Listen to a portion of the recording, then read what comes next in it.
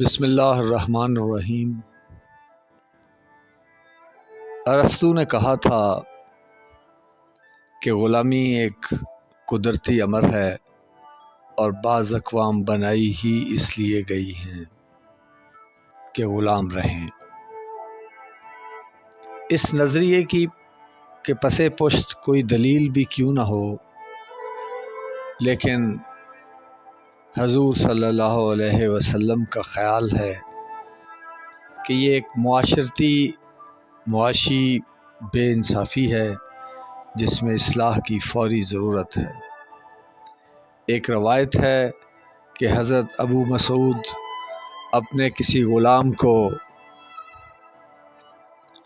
زد و کوب کر رہے تھے، عین اسی وقت حضور صلی اللہ علیہ وسلم وہاں پہنچ گئے اور فرمایا، ابو مسعود، تمہیں اپنے اس غلام پر جتنا قابو حاصل ہے، خدا تعالیٰ کو تم پر اس سے زیادہ قدرت حاصل ہے۔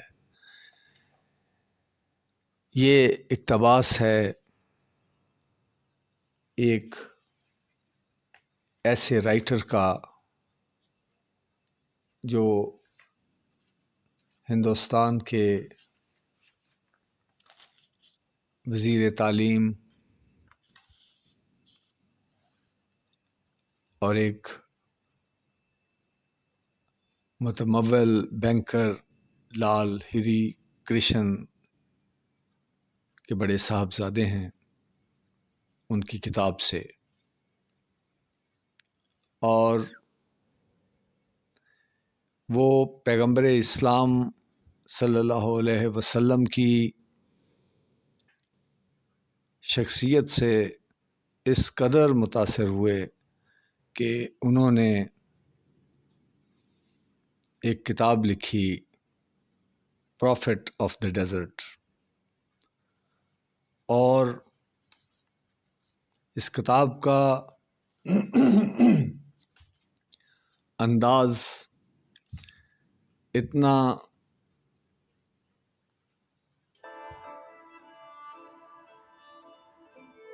واضح انداز ہے، اتنا ڈائریکٹ انداز ہے، اور جیسے انسان اس دور میں واپس پہنچ کر سب کچھ دیکھ رہا ہو۔ اور انہوں نے اس کتاب کے دیباچے میں یہ بھی لکھا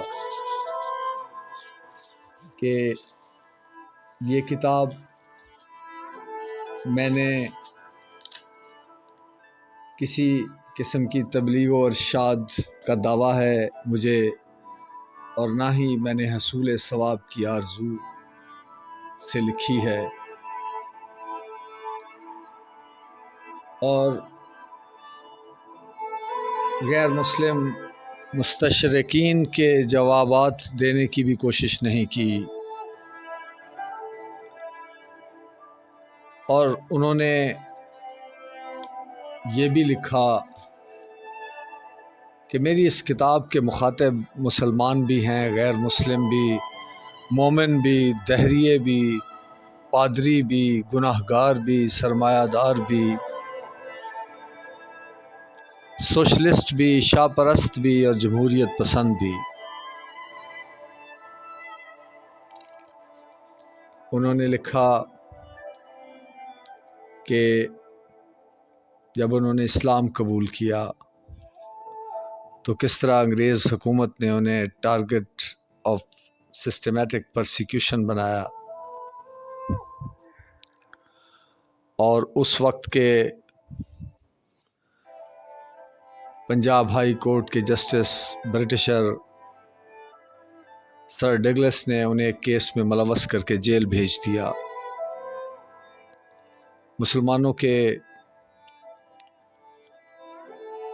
اور انہوں نے رائٹر سے 1,50,000 روپے کی ضمانت طلب کی۔ مسلمانوں کے اخبارات، اس زمانے کے اخبارات، روزنامہ زمیندار اور روزنامہ احسان نے بار بار مسلمانوں سے اپیل کی لیکن یہ ایک بہت بڑی رقم تھی، انتظام نہ ہو سکا۔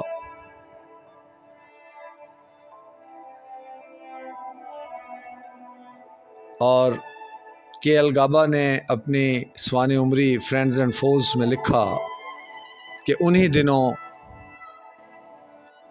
سیالکوٹ کے ایک رہائشی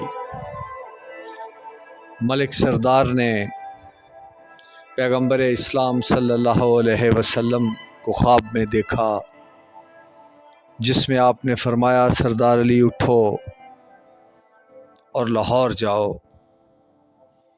اور خالد لطیف گابا کی ضمانت کی رقم ادا کر کے اسے آزاد کراؤ۔ اس کی لکھی ہوئی کتاب پیغمبر صحرا ہمیں بہت پسند آئی ہے۔ ملک سردار اس اچانک اور غیر متوقع خوش آئند خواب پر بہت خوش تھا۔ حالانکہ ملک سردار نے نہ تو کبھی کے ایل گابا کو دیکھا تھا، نہ اسے جانتا تھا۔ وہ فوراً ضروری جائیداد کے کاغذات سرٹیفائی کروانے کے لیے ڈپٹی کمشنر کے پاس پہنچ گیا۔ ڈپٹی کمشنر مسٹر چندرا نے ملک سردار سے کہا کہ کے ایل گابا ضمانت کروا کر بھاگ جائے گا اور ملک سردار تم اپنی جائیداد یا ضمانت کی رقم سے محروم ہو جاؤ گے۔ ملک سردار نے کہا سر آپ یہ کیا بات کر رہے ہیں؟ جس کا مجھے حکم ہے میں تو اس کے لیے اپنی جان بھی دے سکتا ہوں۔ مگر ڈپٹی کمشنر نے انکار کر دیا اور ملک سردار کی جائیداد کے کاغذات کی تصدیق نہ کی۔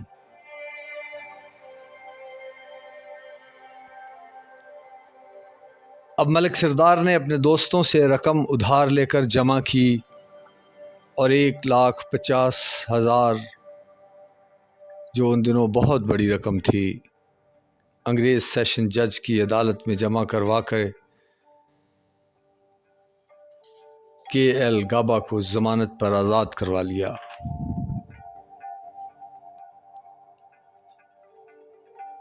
کے ایل گابا نے یہ کتاب انگلش میں لکھی اور ان کا نام کنہیا لال تھا۔ انہوں نے اسی کے ایل کو خالد لطیف سے بدل لیا اور کے ایل گابا ہی کہلواتے رہے۔ لیکن وہ اپنے ضمیر، اپنے اندر کی آواز پر لبیک کہنے والا شخص تھا۔ اس نے اپنی کتاب میں لکھا جب کبھی میں کسی مسجد کے پاس سے گزرا ہوں میرا سر ہمیشہ اس کی عظمت و جبروت کے سامنے جھک گیا اور مجھے یوں محسوس ہوا کہ مسجد کی مینار مجھے انگلیوں کے اشارے سے اپنی طرف بلا رہے ہیں اور مؤذن مجھ کو پکار پکار کر کہہ رہا ہے آؤ نماز کی طرف، آؤ نیکی کی طرف۔ میرا دل میرے سینے سے نکل کر ایمان والوں کی صفوں میں شریک ہونا چاہتا تھا تاکہ میں خدائے رحمان و رحیم کے عطایت گزار بندوں میں داخل ہو جاؤں۔ لیکن اگر باہر کی دنیا کے لوگ یہ معلوم کرنا چاہیں کہ میں نے دوسرے مذاہب پر اسلام کو کیوں ترجیح دی تو اس کی بہت وجوہات ہیں، اور میری مثال ایک ایسے دل باختہ عاشق کی سی ہے جسے کسی شہزادی سے محبت ہو جائے۔ سنگ دل دنیا دار اسے پھر کیا نہیں کہتے، کوئی بادشاہی کی تمنا کو اس کے عشق کا محرک کہتا ہے، کوئی دماغ کا خلل بتاتا ہے، لیکن واقعہ یہ ہے کہ عشق کی حقیقت خشک منطق سے دریافت نہیں ہو سکتی۔ انوار و سماوی کی بارش خوردبینوں سے نہیں دیکھی جا سکتی۔ جذبات کے بڑھتے ہوئے سمندر کو استدلال کے پیمانوں سے ناپنا ممکن نہیں، اور ہم صرف یہی کہہ سکتے ہیں بے خطر کود پڑا آتش نمرود میں عشق، عقل ہے محو تماشائے لب بام ابھی۔